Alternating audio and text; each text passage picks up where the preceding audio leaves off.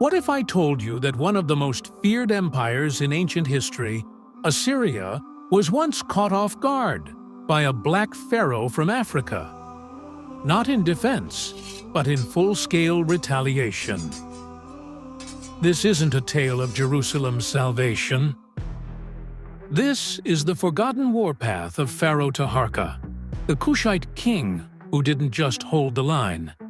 He took the fight to the very gates of Assyria's empire. From the Nile to the Levant, his armies shook the ancient world. This is the untold campaign of vengeance. Long before the clash, Taharqa was forged in war. Born of the Nubian royal line in Kush, modern-day Sudan, he ascended not just to Egypt's throne, but to one of the greatest military responsibilities in the ancient world.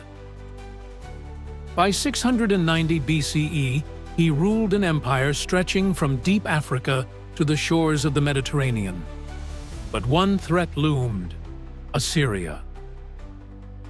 They were ruthless, organized, bloodthirsty, and they had eyes on the rich lands of Canaan and Egypt.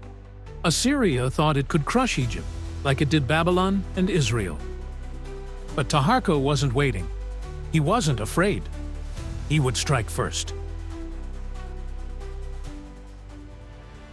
It began in the Levant. Assyria's king, Sennacherib, had scorched cities, enslaved populations, and razed temples across Canaan and Phoenicia. He made one mistake. He underestimated the power rising from the south.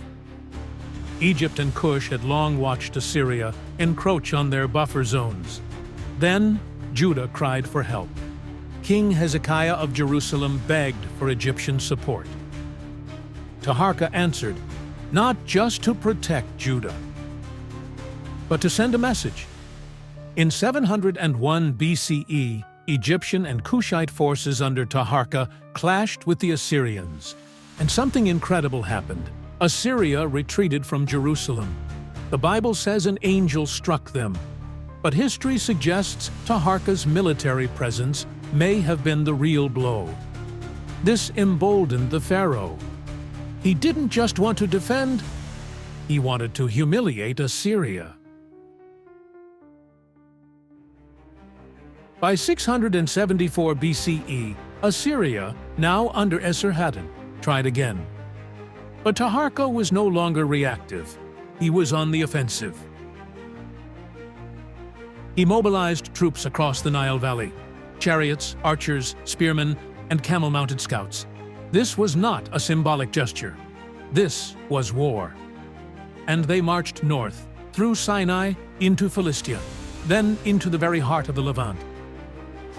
Tyre, Gaza, Ashkelon, and Jerusalem all felt the thunder of Kushite feet on the soil. Assyrian outposts were burned, supply lines disrupted, puppeted kings assassinated. In this campaign, Taharqa did what few dared. He turned the Assyrian war machine backwards. He wasn't defending Egypt. He was avenging Africa. Assyrian records are strangely quiet about the details, but archaeological evidence, destroyed fortresses, Kushite artifacts in Palestinian ruins, suggest a coordinated invasion. Taharqa even set up military governors in parts of Canaan. The Kushite lion had tasted blood, and he wasn't letting go. In 671 BCE, Esarhaddon struck back. With over 200,000 troops, including siege engineers and mercenaries, he launched a full-scale invasion of Egypt. But Taharqa was ready. At the delta stronghold of Memphis, the two titans collided. Chariots clashed. War cries filled the sky. The Nile ran red. Taharqa's Kushite-Egyptian coalition fought ferociously. Their archers were legendary, able to fire accurately from 100 yards. Their war elephants terrified horses. Their foot soldiers knew the desert like the lines on their palms. The Assyrians eventually breached Memphis, but it cost them dearly. Taharqa survived, escaped upriver, and regrouped in Upper Egypt. But instead of retreating into hiding like others would, Taharqa counterattacked. By 669 BCE, just 2 years after Esarhaddon's victory, Assyria's control began to crumble. Taharqa led a second retaliation, driving Assyrian forces out of southern Egypt and launching raids into their Levantine holdings once more.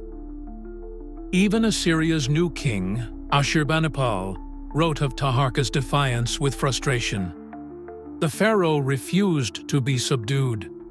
Even in retreat, he struck. Even when losing ground, he took theirs. Taharqa eventually lost Egypt's north, but he never surrendered.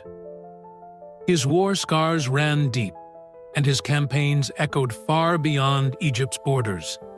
The Assyrians may have outlasted him, but they never broke him.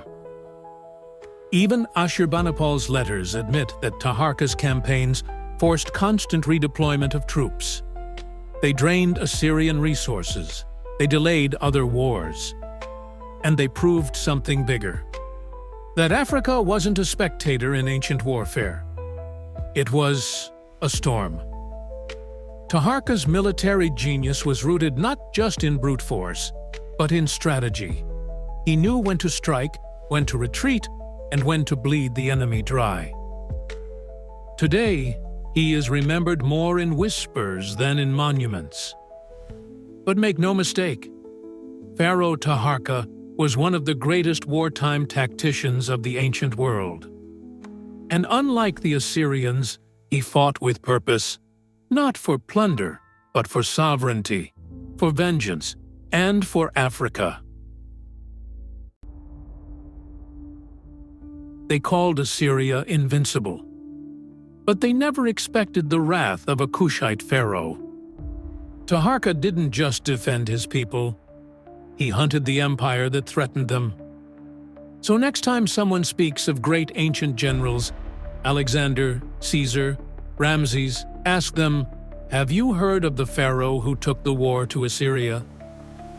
Because his silence in their books is the loudest roar of all.